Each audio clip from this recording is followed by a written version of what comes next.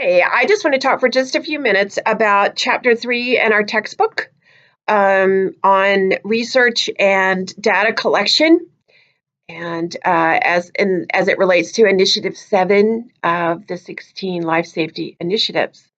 Um, the book the book talks about a lot of the research that has been done, organizations that do that research, and how effective it has been. I know NIST is one of those organizations that I really like, in that they do some really great stuff. And actually, this chapter is written by a man named Dan Madrikowski.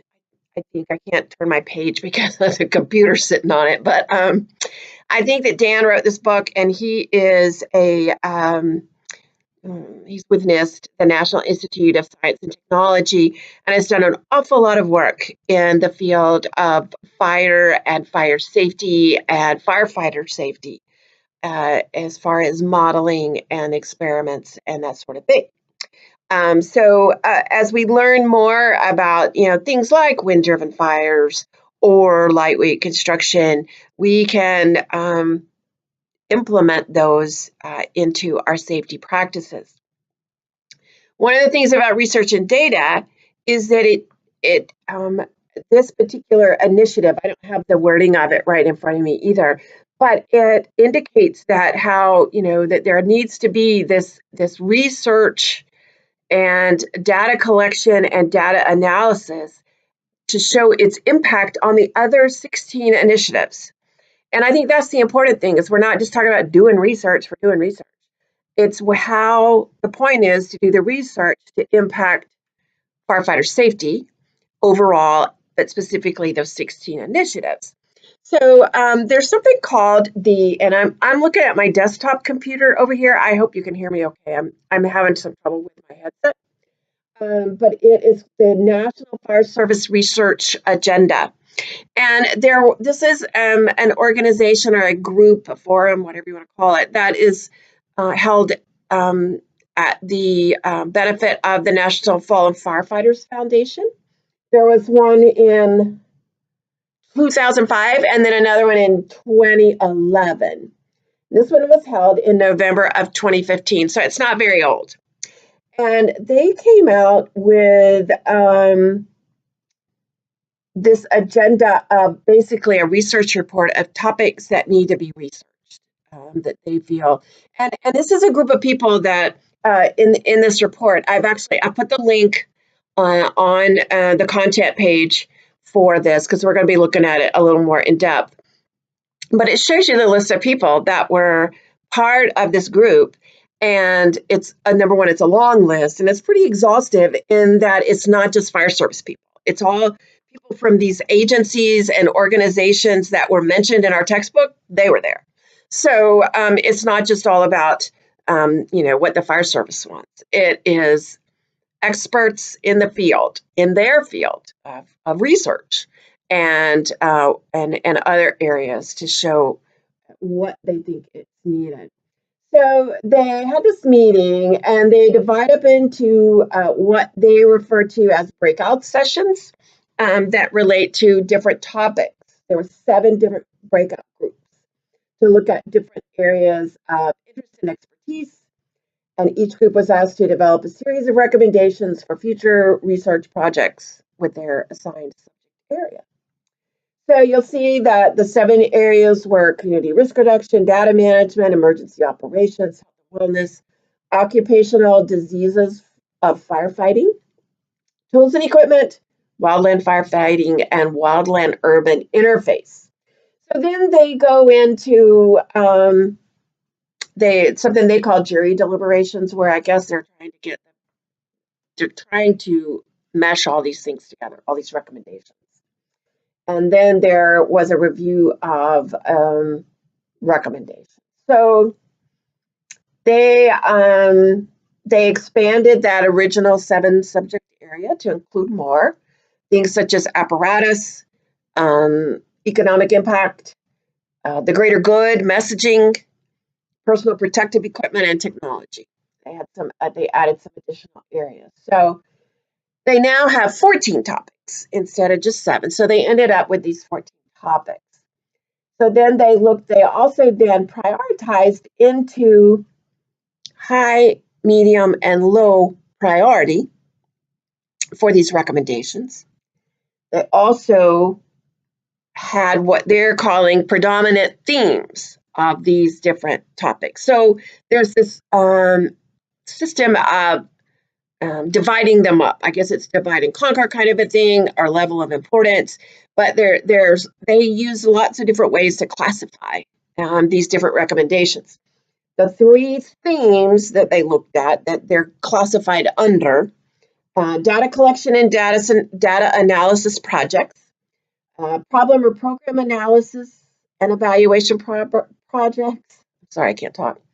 Projects that could be described as what they're calling research to practice, meaning you research and then you can put something you can put into practice. So then, so they have the three themes. They give you this information in this report. I'm just trying to kind of give you this overview of it because it was a little complicated. It was confusing to me at first. So they got the themes: the data analysis, the problem or program analysis, and the research to practice. And they have the priority levels: high, medium, and low. That kind of goes without saying. And then each recommendation has a topic associated with it, or multiple of interest. It may overlap into different areas or topics. The topics were the seven. Let me count and make sure. So that's 1, 2, 3, 4, 5, 6, 7, 8, 9, 10, 11, 12, 13, 14. The 14 task groups, or the 14 breakout groups that I mentioned earlier, those are the topics.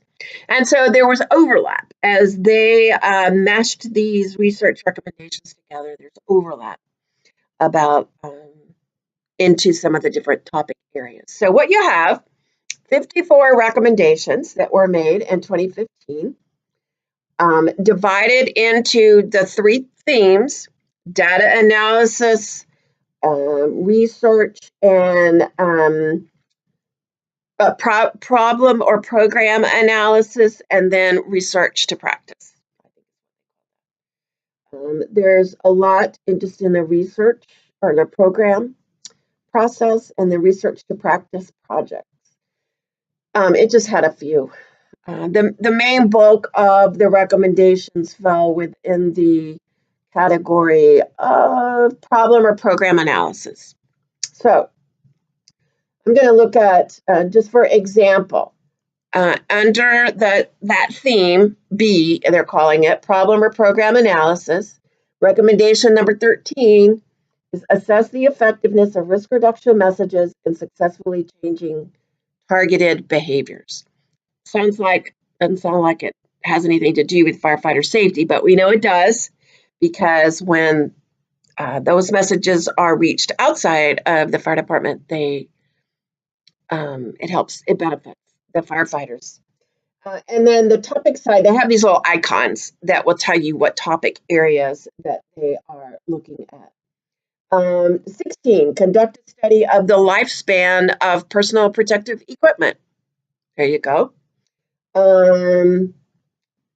Let's see, conduct research on how science can improve wildland firefighting training, tactics, and response to reduce fatalities, injuries, and unintended outcomes. I think that should have been priority 1 myself. But anyway, it is on the high priority list. And then they have medium priorities. But like I said, there's 54 of these recommendations. I think many times that when we look at Initiative 7, which is the research and data analysis, that we as fire service personnel think, that's not me, that doesn't apply to me. But it does. And we need to, it's why we have a whole course on research in the bachelor's program. So get ready. We have neglected that area. Research, it's not something that they have to do just at NIST. We can do it in our own communities, in our own departments. We have to make sure that we follow research methodology. But the other thing about research is we have to be able to apply it. So if we have a research project that somebody did, we need to be able to understand the outcomes of that and be able to apply it into our own operations or practices. So what I'm going to do is, and I haven't quite got it all right in my head yet, I'll post it Monday morning. So you may see this before I get that project posted, but there will be a project posted using this document in some way. Maybe we're going to pick a couple, maybe from the different areas or the different themes, and see what's been done, if anything, or look at maybe why, their reasoning behind why this is, why they felt this was a high priority. Something along those lines. This is the first time I've used this document and looked at this national agenda, but I think it's important for us to know what is going on at a national level because it certainly does affect us at the local level. So I'll get it posted. I just wanted to do this kind of quick, not so quick, video explaining this document, because if I was a student and I looked at, she's got me reading the 60-page document, really?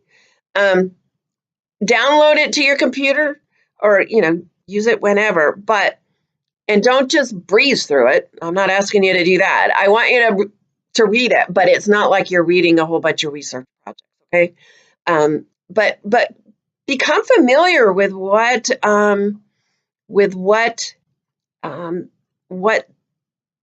these people, these experts in their fields, feel is important, and figure out why it might be important. One of the things I wanted to look at real quick here is I thought what we may do is just take some of these and go through and figure out which initiative they relate to, or all of them. And that's kind of what those little icons will tell you. And that'll make more sense when you see the document. But like I said, I just wanted to kind of run through this real quick. Research does not have to be boring. And let me tell you, research is important. Because when you start talking about, the one I read, the lifespan of PPE, if you're working in a department that's got 10-year-old turnout gear, I want to know what the lifespan is, or not. It's important to us, and it should be.